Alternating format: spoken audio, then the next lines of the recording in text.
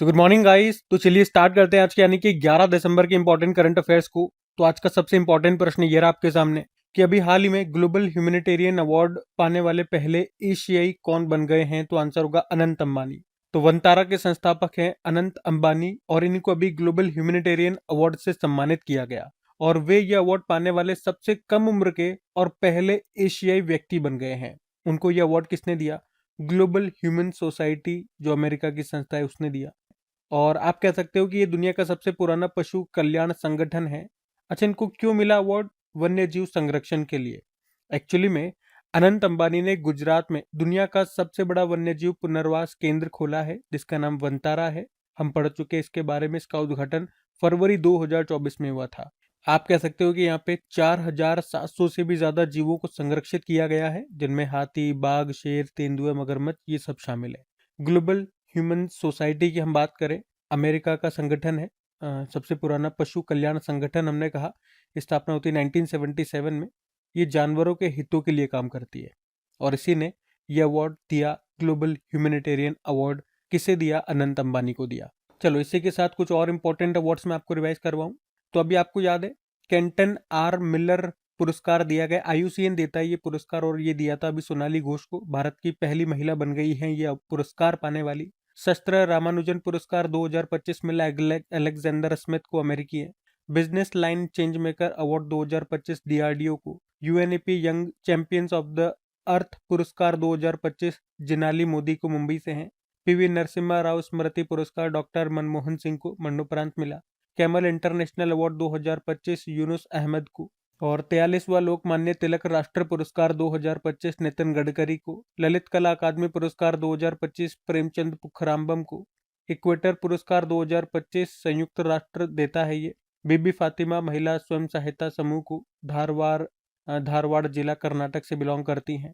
और GP Birla memorial पुरस्कार 2025 doctor V Narayan जो कि इसरो के अध्यक्ष हैं उनको दिया गया। PEN translate award 2025 Geetanjali Shree को, उनके उपन्यास वंस एलिफेंट लिव्ड हियर और इस उपन्यास का अंग्रेजी में अनुवाद किया था डेजी रॉकवेल ने ही।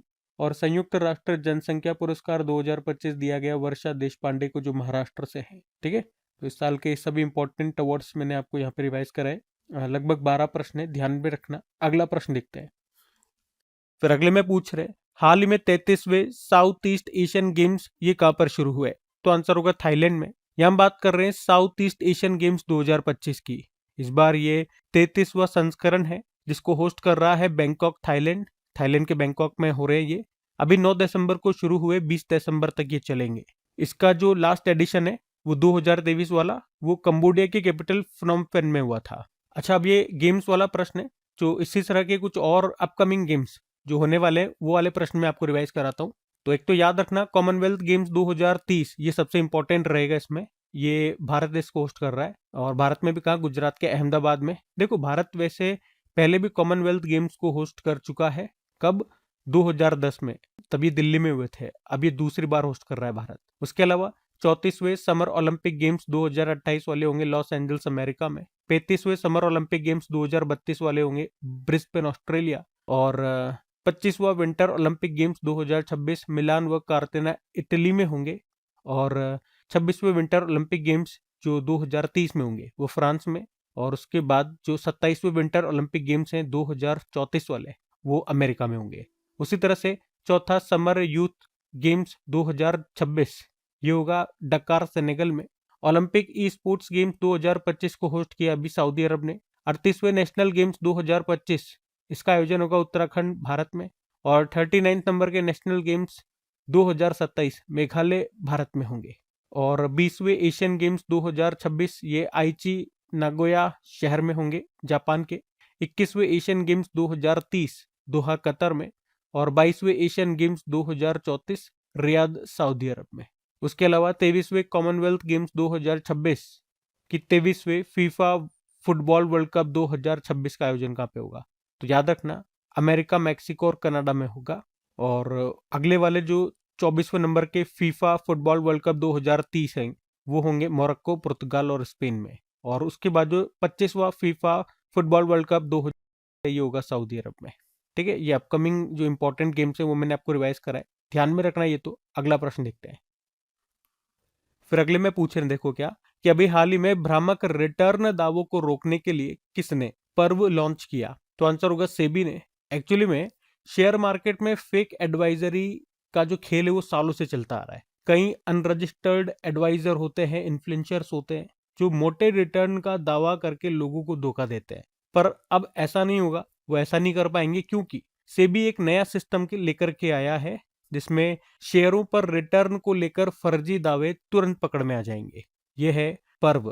पर्व का मतलब होता है past risk and return verification agency. तो अब कोई भी रजिस्टर्ड निवेश सलाहकार हो गया, रिसर्च एनालिस्ट या ब्रोकर हो गया, जब भी शेयरों पर रिटर्न को लेकर के कोई दावा करेगा तो पहले उसे केयर पर्व के जरिए अपने दावों का सत्यापन करना होगा। तो जब उसके दावों का वेरिफिकेशन हो जाएगा उसके बाद ही विज्ञापन उसका दिखाई देगा। अब बात सेबी की हो रही है, तो आपको पता है सेबी की स्थापना 1988 में भारत सरकार की तरफ से कर दी गई थी, लेकिन आधिकारिक तौर पर सेबी को कानूनी मान्यता मिलती है 1992 में। हेडक्वार्टर मुंबई। अध्यक्ष है तुहिन कांत पांडे, अभी 11वें नंबर के हैं। अगर पूछे पहले अध्यक्ष कौन थे, एस दवे। और पहली महिला हेड कौन रही थी, माधवीपुरी बुच। उसके अलावा सेबी ने निवेशकों की शिकायतों का समाधान करने के लिए स्कोर 2.0 सिस्टम लॉन्च किया था, और सेबी ने निवेशकों के लिए सारथी 2.0 ऐप भी लॉन्च किया। द एशियन बैंकर ने एशिया प्रशांत में best conduct of business regulator का पुरस्कार दिया था सेबी को। और सेबी ने ही विशेष निवेश कोष स्पेशलाइज्ड इन्वेस्टमेंट फंड का गठन किया था, किसने, सेबी ने ही। और स्पोर्ट क्या है, integrated SEBI portal for technical glitches. तो सेबी ने ही धरोहर नाम से सिक्योरिटीज मार्केट के लिए डिजिटल ज्ञान भंडार शुरू किया। और सेबी ने लॉन्च किया था मित्र प्लेटफॉर्म भी। और सेबी ने सेवा नाम से एक वर्चुअल असिस्टेंट भी लॉन्च किया था। बाकी बॉन्ड सेंटर पोर्टल की बात करें तो कॉरपोरेट बॉन्ड मामलों को सरल बनाने और सुलभ बनाने के लिए इसको लॉन्च किया था। और सेबी के एग्जीक्यूटिव डायरेक्टर बने थे सुनील कदम। उसके अलावा सामूहिक प्रतिवेदन मंच नाम से एक प्लेटफॉर्म भी लॉन्च किया सेबी ने। और इंडिया मार्केट एक्सेस पोर्टल भी लॉन्च किया था सेबी ने ही। ठीक है, तो ये पॉइंट्स ध्यान में रखना। अगला प्रश्न देखते हैं। फिर अगले में पूछ रहे हैं कि अभी हाल ही में संयुक्त राष्ट्र पर्यावरण सभा की 7वीं बैठक कहां पर हुई? तो आंसर होगा केन्या में। तो यूनाइटेड नेशन एनवायरमेंट असेंबली, इसका अभी 7th सेशन, 7वां सत्र ये हुआ अभी 8 से लेके 12 दिसंबर तक। कहां पर हुआ? यूनाइटेड नेशन एनवायरमेंट प्रोग्राम का जो मुख्यालय है नैरोबी केन्या, वहीं पे। थीम क्या है? एक लचीले ग्रह के लिए सतत समाधानों को आगे बढ़ाना। और इसमें भारत को रिप्रेजेंट किया हमारे जो पर्यावरण राज्य मंत्री हैं कीर्तवर्धन सिंह ने। इसका जो पहला सेशन है ना, ये 2014 में हुआ था, वहीं पे हुआ था यूनाइटेड नेशन एनवायरमेंट प्रोग्राम के हेडक्वार्टर नैरोबी केन्या में ही।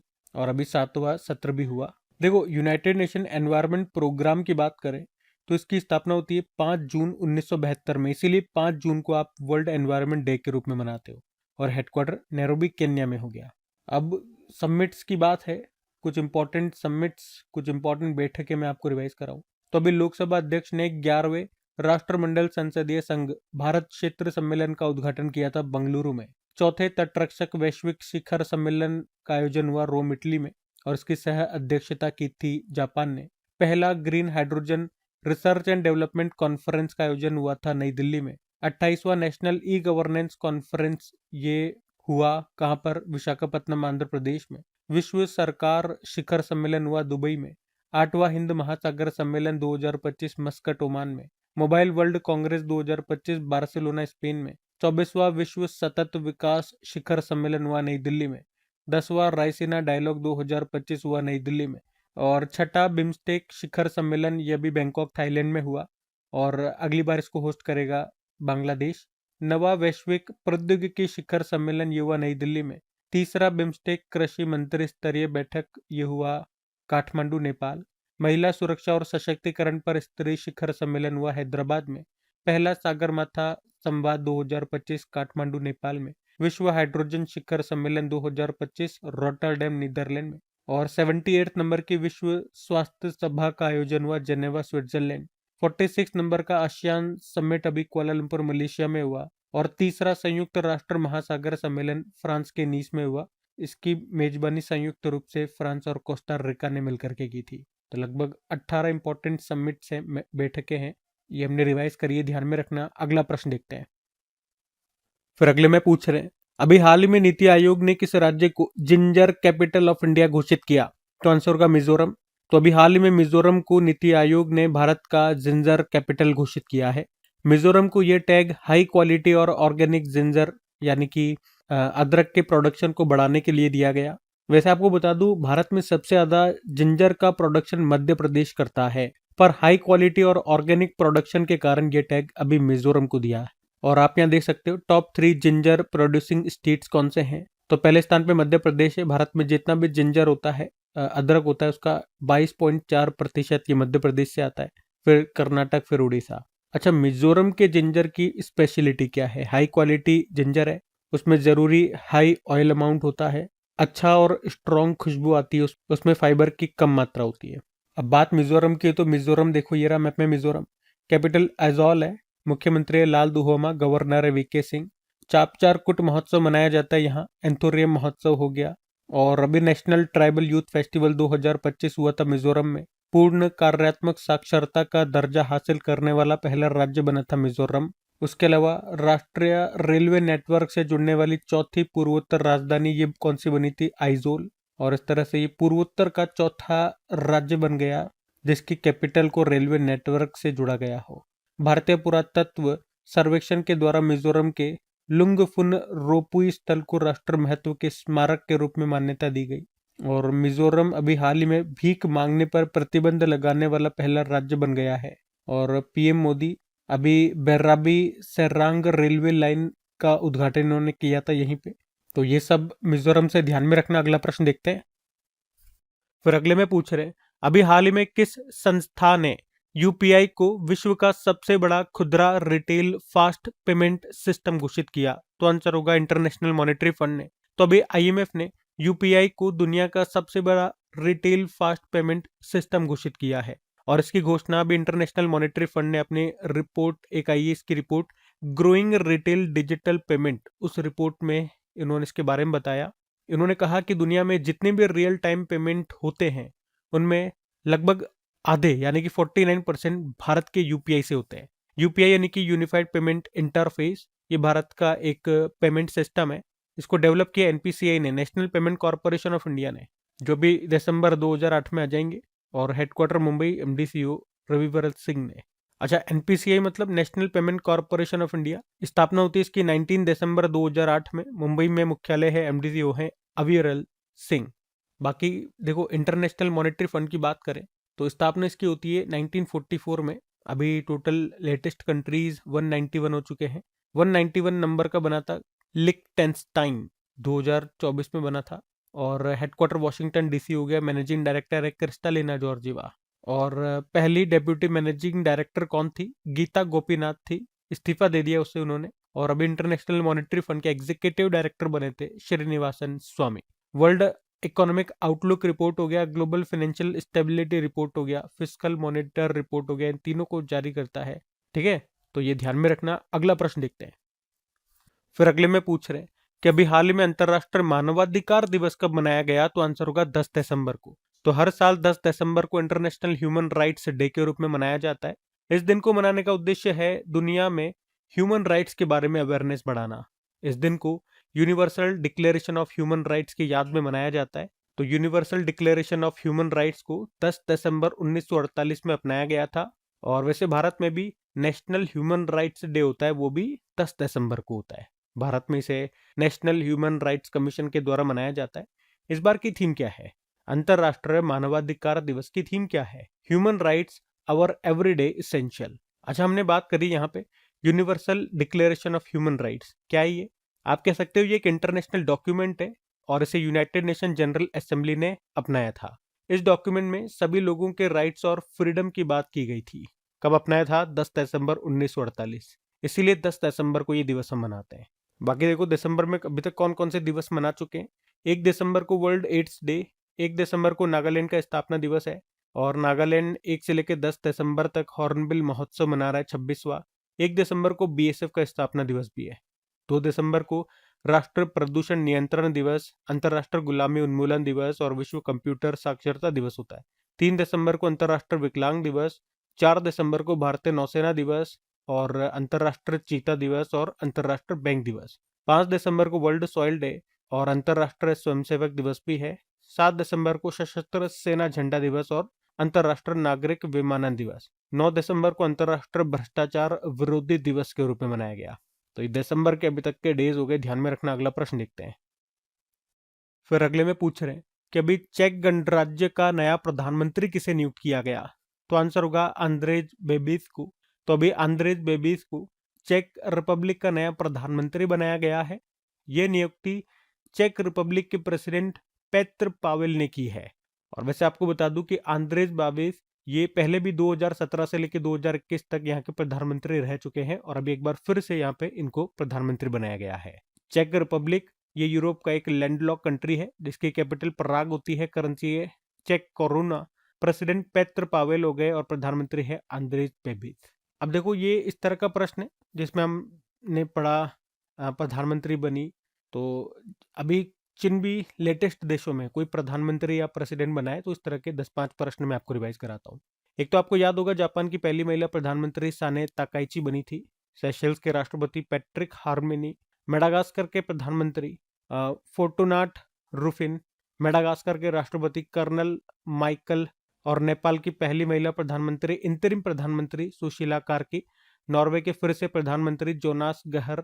और फ्रांस में नए प्रधानमंत्री सेबेस्टियन डेकोर्नु। गुयाना के राष्ट्रपति इरफान अली। थाईलैंड के नए राष्ट्रपति अनुतिन चार्नविराकुल। जमैका के नए प्रधानमंत्री एंड्रयू हॉलनेस। लिथुआनिया के नए प्रधानमंत्री इंगा रुगिनियन। सुरिनाम की पहली महिला राष्ट्रपति जेनिफर गार्लिंग्स। और रोमानिया के नए राष्ट्रपति निकुसोर डैन। सूडान के प्रधानमंत्री कामिल इद्रिस। साउथ कोरिया के 14वें राष्ट्रपति लीजे म्यूंग। पुर्तगाल के प्रधानमंत्री लुइस मोंटेनेग्रो। पोलैंड के राष्ट्रपति करोल नवरोकी और यमन देश के प्रधानमंत्री सलीम साले बिन ब्रेक बने थे। ठीक है, ये भी ध्यान में रखना। अगला प्रश्न देखते हैं। फिर अगले में पूछ रहे हैं हाल ही में डिजास्टर मैनेजमेंट पर वर्ल्ड समिट कहां पर हुआ।